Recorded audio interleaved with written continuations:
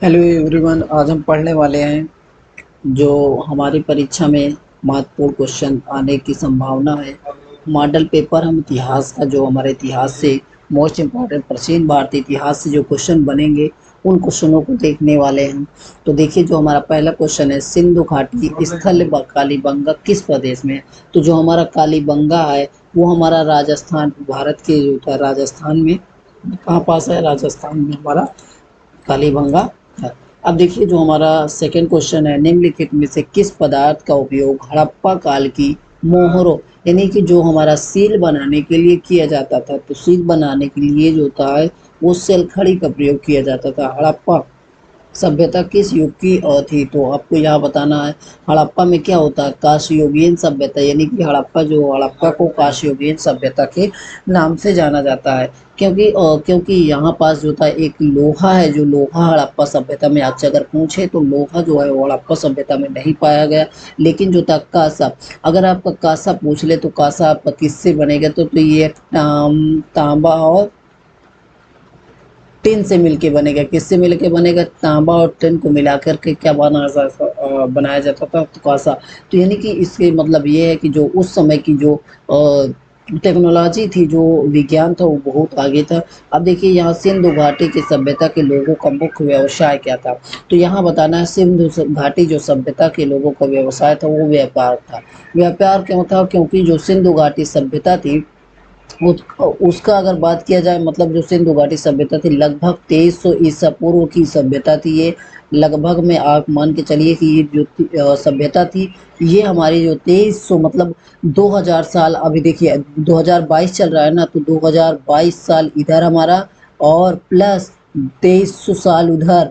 तो यानी कि जो हमारा कुल टोटल बनेगा वो 4300 लगभग में, कि आपका आ जाएगा 4320 साल पहले की ये सभ्यता की बात हो रही है। तो उस समय सभ्यता में जो व्यापार था, वहाँ का ट्रेड जो व्यवसाय था वो क्या था, व्यापार था। और यहाँ पास जो था ये व्यापार था। और यहाँ पास जो हड़प्पा सभ्यता के निवासी थे और वो किस प्रकार के थे, शहरी थे। तो आप लोगों को शहरी में क्या होगा, व्यापार होता, वहाँ पास कृषि एंड पशुपालन एंड जो शिकार है वो थोड़े ना होगा। फिर देखिए, जो हमारा अगला क्वेश्चन है, जैसे सिंधु सभ्यता के घर किससे बनाए जाते थे। तो जो सिंधु सभ्यता के घर थे वो ईंटों से बनाए जाते थे। ठीक है, वहाँ पास पक्की ईंटों से जो घर बनाए जाते थे, पक्की ईंटों से बनाए जाते थे। अब देखिए, जो हमारा नेक्स्ट क्वेश्चन है, नेक्स्ट क्वेश्चन में क्या है, हड़प्पा वासी किस वस्तु के उत्पादन में सर्वप्रथम थे। तो वो जो होता है हड़प्पा वासी, जो होता है हड़प्पा, सबसे ज्यादा कपास का उत्पादन करते थे। ठीक है, निम्नलिखित में विद्वानों में से हड़प्पा सभ्यता का सर्वप्रथम खोजकर्ता कौन था। तो देखिए, हड़प्पा और हड़प्पा, यहाँ पास से दो क्वेश्चन आते हैं, दयाराम साहनी और राखलदास बनर्जी। ठीक है, तो हम बताते हैं हड़प्पा, हड़प्पा में जो होता है दयाराम साहनी होंगे। और इन्होंने 1921 में जो होता है, किसमें, 1921 में जो होता है इसकी खोज करते हैं। और दयाराम साहनी जो होता है हड़प्पा की, और राखलदास बनर्जी जो थे ये भी, राखल दास बनर्जी। ठीक है, राखल दास बनर्जी, ये इन्होंने से हड़प्पा और मोहनजोदड़ो की खोज किसने की है। तो आपसे क्वेश्चन पूछ ले तो राखल दास बनर्जी। अगर हड़प्पा की खोज किसने की है तो इसमें दयाराम शाहिनी ने जो होता है हड़प्पा की खोज की है। और इसके बाद जो हमारा अगला क्वेश्चन है, सिंधु सभ्यता का पतन, यानी कि जो बंदरगाह है वो कौन था। तो सिंधु सभ्यता का जो बंदरगाह था लोथल, लोथल था। ठीक है, अगर लोथल की बात किया जाए तो जो लोथल जो है हमारे भगवा नदी के तट पर है। लोथल किस नदी के तट पर है, तो आपसे क्वेश्चन अगर पूछ ले, लोथल जो बंदरगाह वो किस नदी के तट पर है, भगवा नदी। और सिंधु घाटी का ये एक महत्वपूर्ण बंदरगाह भी था। अब देखिए, अगला क्वेश्चन है, पैमानों की खोज में किस ने यह सिद्ध कर दिया कि सिंधु घाटी के लोग माप और तौल के परिचित थे। यानी कि यह खोज कहाँ पर हुई थी, यह खोज जो हुई थी हमारी लोथल में हुई थी। क्योंकि लोथल में क्या था, लोथल में हमारा बंदरगाह था। तो बंदरगाह में क्या होगा, सामान का आयात निर्यात होगा और वहाँ पास क्या होगा, तौल माप भी होगा। अब देखिए, हमारा जो अगला क्वेश्चन है, हड़प्पा कालीन समाज ने किन वर्गों में विभक्त था। शिकारी, पुजारी, किसान और छत्री, विद्वान, युद्ध, व्यापारी और श्रमिक। तो जो हमारा मोस्ट इम्पॉर्टेंट है। तो यहाँ पास जो था वो हमारा ऑप्शन नंबर बी सही होगा। वहाँ के जो वर्ग थे वह विज्ञान वर्ग था, विद्वान वर्ग था और योद्धा वर्ग था और व्यापारी और श्रमिक वर्ग थे। ठीक है। अब देखिए जो हमारा अगला क्वेश्चन है, पुराणों की संख्या, आप यहाँ लिख लीजिए पुराणों की संख्या, ठीक है, कितनी है। अब अगर आपसे कोई पूछ ले कि पुराण कितने हैं तो आपको यहाँ पास बताना होगा कि हमारे 18 पुराण है, जैसे शिव पुराण हो गया, मत्स्य पुराण हो गया, इसी प्रकार। ठीक है। तो अगर आपसे यहाँ पास ये क्वेश्चन पूछ ले कि पेपर में कि सबसे पुराना पुराण कौन सा है, तो आपको बताएंगे मत्स्य पुराण। कौन सा पुराण सबसे पुराना है? सबसे पुराना पुराण है ये हमारा मत्स्य पुराण। पुराना, सबसे पुराना पुराणों में सबसे पुराना पुराण जो हमारा है वो मत्स्य पुराण है। फिर इसके बाद जो होता है वैदिक धर्म का मुख्य लक्षण इनमें से किसकी उपासना था, जो होता है यहाँ पास प्रकृति की उपासना करते थे। जो वैदिक धर्म के लोग थे वो किसकी उपासना करते थे? प्रकृति की। प्रकृति का मतलब जैसे सूर्य हो गया, ठीक है, सूर्य हो गया और तुलसी के वृक्ष हो गया, पीपल का वृक्ष हो गया, ये इसी प्रकार की उपासना वैदिक काल के लोग करते थे। ठीक है, प्रकृति की उपासना मतलब प्रकृति की पूजा करते थे। और फिर इसके बाद जो हमारा अगला क्वेश्चन है, किस देवता के लिए ऋग्वेद में पुरंदर, अब देखिए यहाँ पुरंदर शब्द का प्रयोग हुआ है, तो इंद्र, ठीक है, इंद्र को क्या कहा जाता था? इंद्र को दुर्गों का नष्ट, यानी कि पुरंदर मतलब दुर्गों का नाश करने वाला भी कहा जाता था। ठीक है। और ये जो है वो जल के देवता भी कहे जाते थे।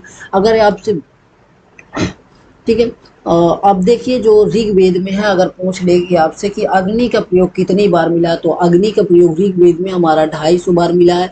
ठीक है, ऋग्वेद में अग्नि के सबसे ज्यादा बार प्रयोग मिला है, 250 बार। ठीक है।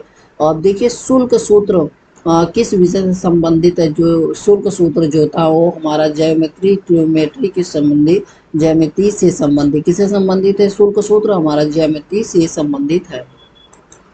अब इसके बाद जो हमारा अगला क्वेश्चन है, अस्तु मा सद्गमय तमसो मा ज्योतिर्गमय मृत्योर्मा अमृतम गमय।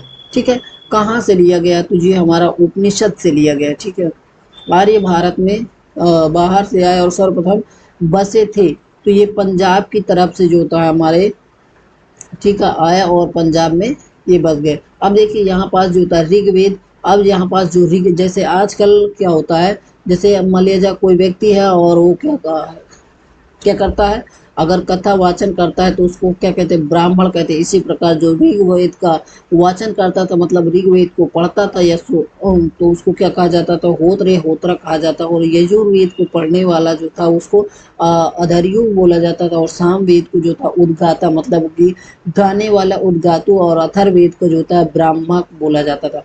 अब देखिए यहाँ पास जो वेद होते हैं हमारे 4 वेद होते हैं। पहला वेद जो होता है ऋग्वेद होता है, सबसे पहला वेद है और सबसे पुराना वेद है। इसके बाद हमारा यजुर्वेद है और सामवेद है और लास्ट में हमारा जो होता है सबसे बाद का वेद जो होता है अथर्ववेद है। अब देख लेते हैं ऋग्वेद जो होता है, ऋग्वेद में हमारा इसमें श्लोक है, ठीक है। और यजुर्वेद में हमें युद्ध, यजुर्वेद में किसका हमें मिलता है? युद्ध का मिलता है और यज्ञ का बारे में वर्णन मिलता है। लेकिन सामवेद में जो होता है संगीत का, मतलब गाने उने का जो हमारा मिलता है। और अथर्ववेद जो होता है, अथर्ववेद में हमारा टोना टुटका, ठीक है, यहाँ अथर्ववेद में टोना टुटका, टोटका और जो होता हमारा मिल जाता है यहाँ पास टोना टोटका। और जो होता चिकित्सा यहाँ पास भी मिलता है, चिकित्सा, ठीक है। तो किसमें मिलता है? हमारा अथर्ववेद में मिलता है, ठीक है। चिकित्सा के बारे में जानकारी अथर्ववेद में, टोना टुटका के बारे में ये अथर्ववेद में मिलता है। और संगीत के बारे में जो होता है सामवेद में मिलता है और इसके गाने वाले को उद्गाता कहा जाता है। यजुर्वेद में अगर यूँ बोला जाता है इसमें युद्ध के बारे में वर्णन मिलता है, यज्ञ के बारे में। और सामवेद में जो ऋग्वेद में जो होता है हमें श्लोक का, मंत्र का, ठीक है, वर्णन हमें यहाँ श्लोक में मिलता है।